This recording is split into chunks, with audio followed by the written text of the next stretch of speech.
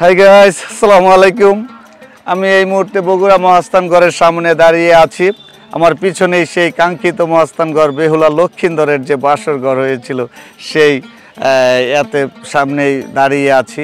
আমার পিছনে দেখতে পাচ্ছেন সেই ঐতিহাসিক বেহুলা লক্ষিন্দরের বাসরঘরটি। আর এই বাসরঘর আজকে এখানে আমরা ঘুরে বেড়ানোর জন্য এসেছি। আসলে আমরা বইয়ে পুস্তকে পড়েছিলাম বেহুলা লক্ষিন্দরের এই মহাস্থানগড়ের কথা, আজকে তা সরে জমিনে দেখতে এসেছি। আর তার যে একটা আনন্দ, তার যে একটা উৎফুল্লতা, এটা ঘুরে বেড়ানোর পরে সেটা বহিঃপ্রকাশ পাবে। হ্যাঁ, আর আজকে কিছু তথ্য আমার ভাইয়ের কাছ থেকে জানবো যে এই বেহুলা লক্ষিন্দরের এখানে কি জানে উনি, তার সাথে কথা বলতে বলতে আমরা এটা ঘুরে বেড়াই।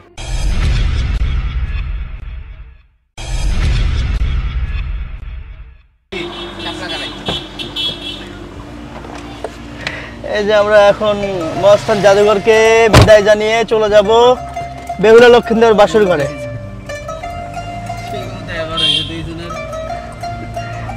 এই যে আমার বড় ভাই এখন ড্রাইভিং করতেছে, রওনা দিয়েছে ইনশাআল্লাহ।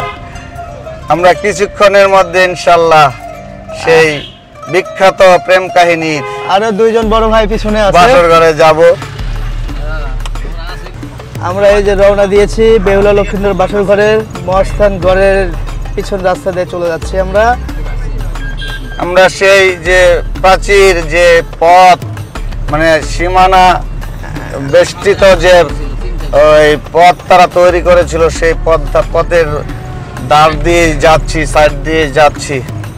দেখেন কত করে আমার সঙ্গে দেখা, ভাইদেরকে নিয়ে ঘুরতে বের হয়েছি ইনশাআল্লাহ। আমার তিন ভাই বড় ভাই, আমি ছোট, তারপরেও আমার ফ্রেন্ডের মতো সব কারবার হইলো। একদিনে দেখা, একদিনে পরিচয়, ভালোবাসা এইভাবেই হয়। আপনারা এটা ব্র্যান্ডে রাখবেন ইনশাআল্লাহ। আমার সঙ্গে যদি কখনো বগুড়াতে আবারও দেখা হয়, আবারও এইরকমই থাকবো ইনশাআল্লাহ। ইনশাআল্লাহ। আর আমার মনে হয় প্রতিটা মানুষের মেন্টালিটিটা এরকমই হওয়া উচিত। আমরা তো সবাই একজনের কাছ থেকে আরেকজন অপরিচিত। হ্যাঁ, তা তো অবশ্যই। মানে পরিচয় হওয়ার পরে ঘনিষ্ঠতা, ভালোবাসা, আন্তরিকতা সবই হয়। তবে হ্যাঁ হ্যাঁ হ্যাঁ আমরা ভাই বলতেছে সবাই তো এক জায়গা থেকেই আসছে। হ্যাঁ, তা তো ভাই আমার একটু আধ্যাত্মিক কথা বলে, ওই জয় বাংলা বানাইতে মানুষের ইব্রাহিম। হ্যাঁ, ইব্রাহিম হইলো আমাদের পিতা। পিতা, মুসলিম জাতির পিতা। হ্যাঁ, আর মুসলিম উম্মতের পিতা হলো ইব্রাহিম। আমরা অলরেডি চলে এসেছি মহাস্থান, এই যে হাট, গরুর হাটে। সামনে একটা বিশাল বাস আমাদের ভিডিওর বিঘ্ন ঘটাচ্ছে। মাঝখানে একটা গরু দেখলাম বিশাল আকারের। এটা মহাস্থান হাট, গরু, ছাগল, ভেড়া যা লাগে আপনারা চলে আসবেন ইনশাআল্লাহ। তবে হ্যাঁ, মশিউর ভাইয়ের চ্যানেলটাকে সাবস্ক্রাইব করবেন, লাইক দিবেন, কমেন্ট করবেন। কোথায় কি কিভাবে পাওয়া যায় সব ডিটেলস পাবেন আপনারা ইনশাআল্লাহ। ইনশাআল্লাহ।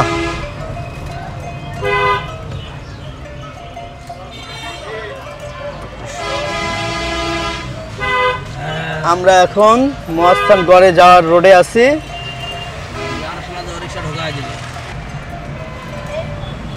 আমরা কোন দিক দিয়ে যাবো এখন? বাম দিয়ে? আমরা বাম দিয়ে ঢুকবো। আর এই যে গোকুল হাই স্কুলের সামনে যে ওভারব্রিজটা, আমরা এখন বামে কাটবো, বেহুলা লক্ষিন্দর বাসর ঘরে ঢুকবো আমরা। এই যে বড় ভাই গাড়ি ঘোরাচ্ছে। আমরা আর কিছুক্ষণের মধ্যে পৌঁছে যাব আমাদের কাঙ্ক্ষিত স্থানে, মহাস্থানগড়। আবার আরেক কথায় বলা যায় যে বেহুলা লক্ষিন্দরের বাসরঘর। তারা কি সুন্দর করে বই পুস্তকে পড়েছিলাম, এখন বাস্তবে সেটা দেখতে যাচ্ছি।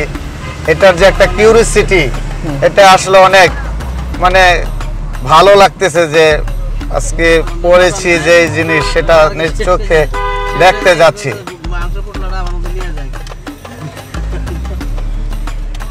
যাক, আর এখান দিয়ে দেখতে পাচ্ছি স্কুলের ছাত্রীরা। এটা কি গার্লস স্কুল? এটা ছেলেদের। হ্যাঁ, আর গার্লস স্কুল তার ডান সাইডে। আমার মনে হয় এখানে তো আমি একটা জিনিস বুঝতে পারছি না, চিটাগাং এর মতো অবস্থা, শিরক বেশি হয় এখানে। হ্যাঁ, মাজার বেশি মাজার হ্যাঁ, দেখতে হ্যাঁ, পাচ্ছেন। হ্যাঁ। কারখানা। হ্যাঁ। ডানে বামে খালি সরিষা আর সরিষা, সরিষার মধ্যে থাকে দেখেন, ভূত। আপনারা যারা এখানে দূর দূরান্ত থেকে আসবেন, বিশেষ করে ঢাকা থেকে যারা আসবেন, তাদের এখানে একটা গ্রাম্য পরিবেশের মাঝখানে যেমন সবুজে ঘেরা, চতুর্দিকে দুদিকে সবুজের অভয়ারণ্য, তার ভিতর দিয়ে একটা মেটু পথ, পিচ ঢালা পথ বেয়ে যেতে হবে সেই মহাস্থানগড়ে। হ্যাঁ, আসলে ওইখানে ভালো লাগবে, যে যারা গ্রামের পরিবেশ দেখেন নাই তারা এই জিনিসটাও দেখতে পারবেন। আমরা এসে পড়েছি মহাস্থানগড়ে। দেখেন কত মানুষ, কত পর্যটক এই মহাস্থানগড়কে কেন্দ্র করে। এখানে প্রতিদিন হাজারো পর্যটক এখানে ভিড় লেগে থাকে।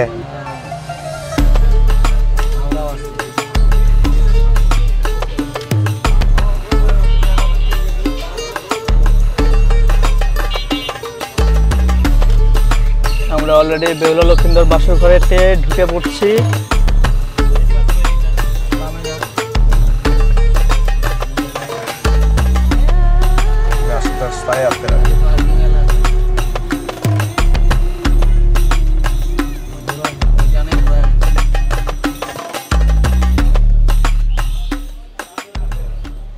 আচ্ছা আচ্ছা, আমরা ভাই এই যে বাইরে টিকিট কেটে নিয়ে আসলো। টিকিট পার টিকিট কত? 30 টাকা। হ্যাঁ, আর গাড়ি পার্কিং এর জন্য 85 টাকা। আপনারা যারা গাড়ি নিয়ে আসবেন তারা অবশ্যই এখানে পার্কিং এর জন্য একটা ফি নির্ধারণ করেছে, সেটা হলো ওই 85 টাকা। আর জনপ্রতি 30 টাকা করে টিকিট মূল্য নির্ধারণ করেছে। হ্যাঁ, আচ্ছা, যাই হোক, এটা গভর্নমেন্টলি একটা ইনকাম। হ্যাঁ,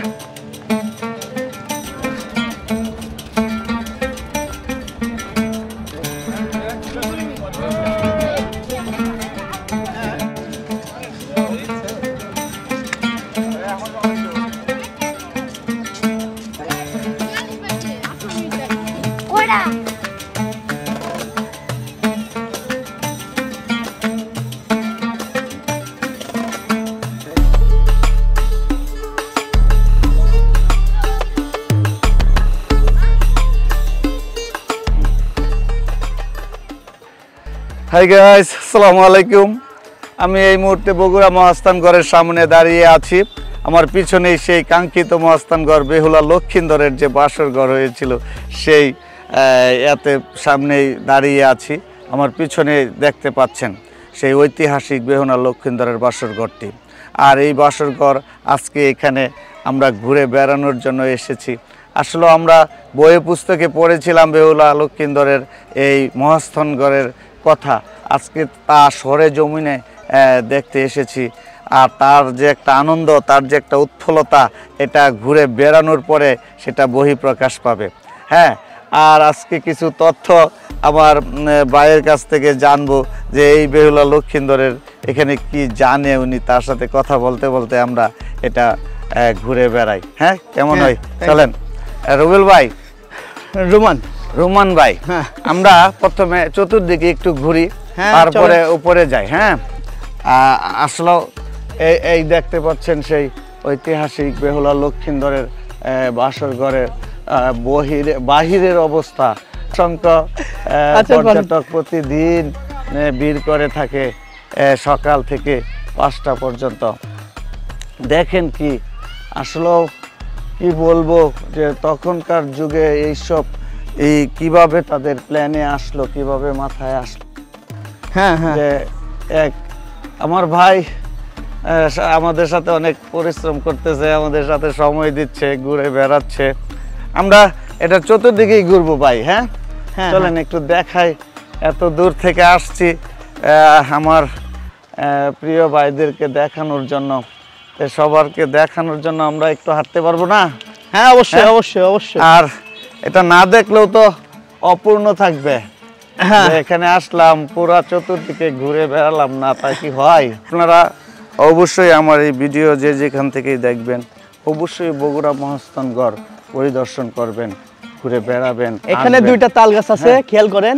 2টা তাল গাছের পিকটা নিয়ে হ্যাঁ, এটার হয়তো কাছে দেখা কি যাচ্ছে কোনো- একটা বেহুলা লক্ষিন্দরের আর কি, বেহুলা একটা লক্ষিন্দর, দুইজনের প্রেম সে কত বছর হলো দাঁড়িয়ে আছে। এটার বহিঃপ্রকাশ, এটা এটাও গাছ। হ্যাঁ, তাই মনে হচ্ছে। হ্যাঁ, আচ্ছা, অনেক শত শত বছর হ্যাঁ। পার হয়ে গেল। আর এখানে আসলে কি বলবো, যে এখানে প্রচুর পর্যটক ভিড় করে থাকে প্রতিদিন, দেশের দূর দূরান্ত থেকে এখানে আসে।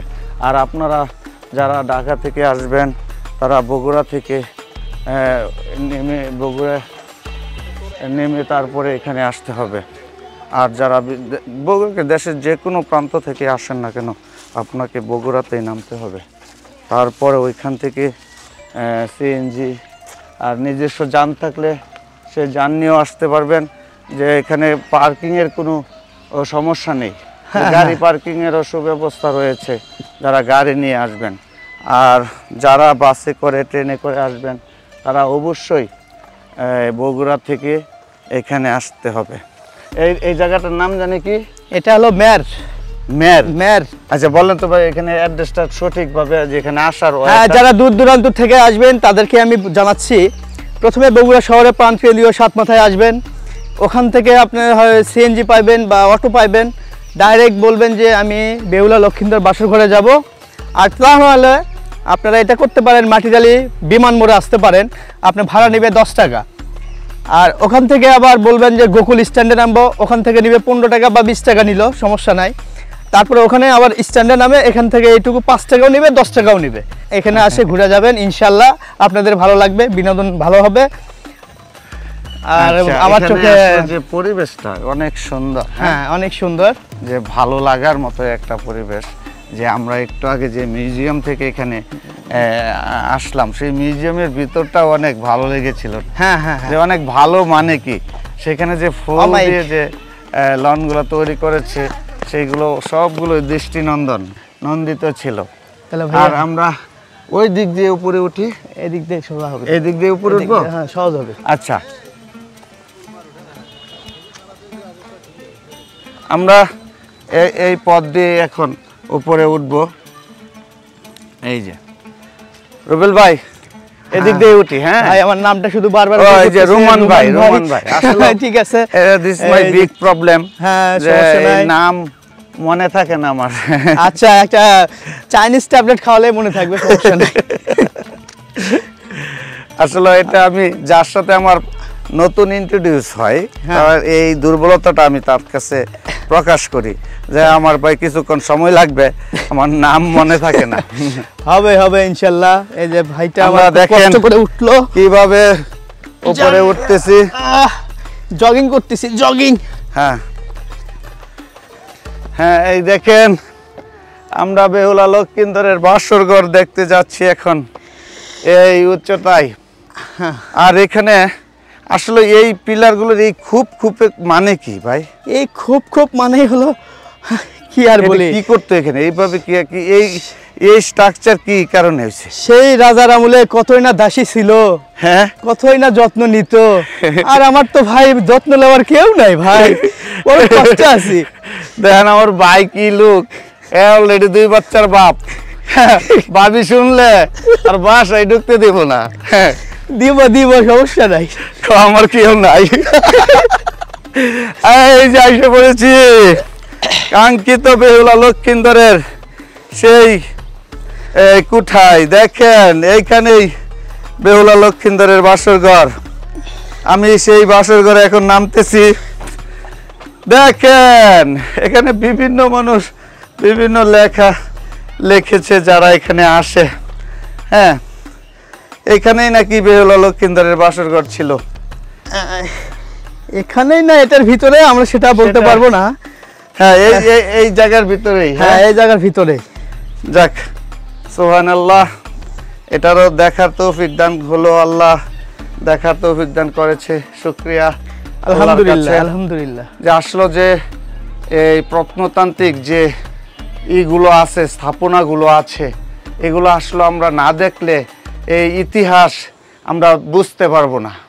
যে আমরা পড়েছি, পড়ার নিজের চোখে সরাসরি দেখা, এটা আসলে একটা অন্যরকম অনুভূতি। আপনারা অবশ্যই এখানে আসবেন, এই মহাস্থানগড় ভিজিট করবেন, ঘুরে বেড়াবেন, অবশ্যই ভালো লাগবে। কারণ আজ থেকে 1000 বছর আগের এই ইট পাথরগুলো এখনো আমাদের মাঝখানে কালের সাক্ষী হয়ে দাঁড়িয়ে আছে। আরও যুগ যুগ হয়ে দাঁড়িয়ে থাক এই প্রত্যাশায় করতেছি এই যারা প্রশাসনিকভাবে এইগুলাকে রক্ষণাবেক্ষণ করতেছে তাদের কাছে, যে আমাদের জেনারেশন, আমাদের পরের জেনারেশনও যেন এগুলা ঘুরে দেখতে পারে, তাদের ইতিহাস জানতে পারে, সেই আকাঙ্ক্ষায় আমি করতেছি। তো রোমান ভাই, চলেন আমার এই বাসর ঘর থেকে উঠান, নাহলে কবে আবার বাসর হয়ে যাইব। মন মতো তো বাসর করতেই পারলাম না, খালি আইলাম আর দেখলাম। এই কথা তো বাচ্চা গেছেন, এই কথা ওই রাজা বাদশাহ নাই থাকলে আপনারা চলে চড়াইতো। আমার ভাই যে আশা করতেছে, এই আশা যদি ও তখনকার রাজা বাদশাহ শুনতে পাইতো, তাহলে আমার ভাইয়ের অবস্থা এতক্ষণে লটারি হয়ে যেত, ঠিক না? জয় বাংলা, জয় বাংলা। দেখেন আমরা উপর থেকে নিচের অংশগুলো দেখায় আপনাদেরকে। এদিক দিয়ে দেখেন কত উঁচু করে এই বাসভবনটি নির্মাণ করেছিল। আসলে অনেক জমিদার বাড়িতে, রাজপ্রাসাদে আমি গিয়েছি, এটা একটা আনকমন এই মহাস্থানগড়ের যে বেহুলা লক্ষিন্দরের এই বাসর ঘরটি। আসলে এক এক রাজা বাদশারা এক একভাবে তাদের গড় নির্মাণ করেছিলেন। আপনার কি অনুভূতি, কেমন লাগতেছে? খুব মজা পাইছি যে আমার ভাইটার সঙ্গে দেখা হয়েছে, তাকে কিছু সহযোগিতা করে আমার খুব ভালো লাগতেছে। Thank you. মেবি আমি মহাস্থান আসতেছি বাসা থেকে, হঠাৎ করে মহাস্থান শিবগঞ্জ রোড ভাইয়ের সঙ্গে দেখা, গাড়ি থামাইছে, আমাকে ড্রপ দিল যে ভাই চলেন ঘুরে আসি, আমিও না করতে পারলাম না। যাক, আপনার ভালো লাগছে না বলেন? হ্যাঁ ভাইয়া। আমার সাথে কি খারাপ লাগতেছে বলেন? না না, আমার মশিউর ভাই, তার সঙ্গে আরো 2টা ভাই আছে, এদের সঙ্গে আমার ঘুরে ভালোই লাগলো। আর তারা অতিথি লোক, আমার দ্বারা যেন কষ্ট না পায় সেই দোয়া কামনা করছি তাদের প্রতি, ইনশাআল্লাহ। থ্যাংক ইউ ভাই।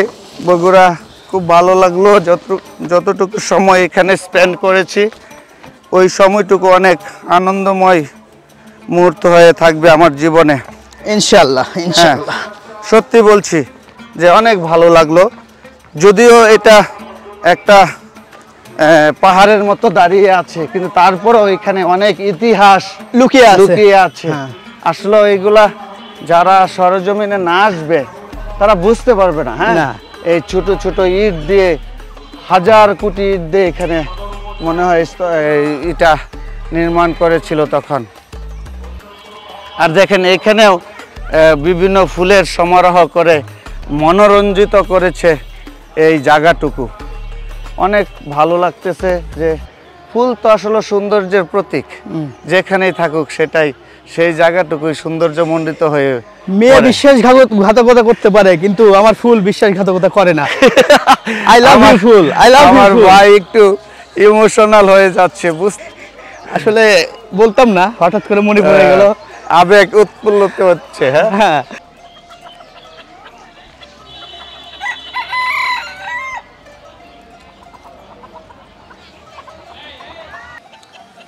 দেখতে দেখতে সময় কোন দিক দিয়ে চলে গেল, আর আমাদের ঘোরাও শেষ হয়ে গেল।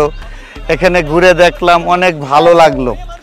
আর অবশ্যই যাওয়ার আগে আপনাদেরকে বলতে চাই, আমার এই ভিডিও যদি আপনাদের ভালো লাগে, এই মহাস্থানগড়ের বেহুলা লক্ষিন্দরের বাড়ি যদি আপনাদের ভালো লাগে, তাহলে অবশ্যই আমার চ্যানেলটাকে সাবস্ক্রাইব করবেন, লাইক করবেন, কমেন্ট করবেন। অবশ্যই এই বেহুলা লক্ষিন্দর যে তাদের বাসরঘর কেমন লাগলো সেটা অবশ্যই কমেন্ট করে জানাবেন। আর এই বলে আমি এখান থেকে আজকে বিদায় নিচ্ছি। আল্লাহ হাফেজ, আসসালামু আলাইকুম।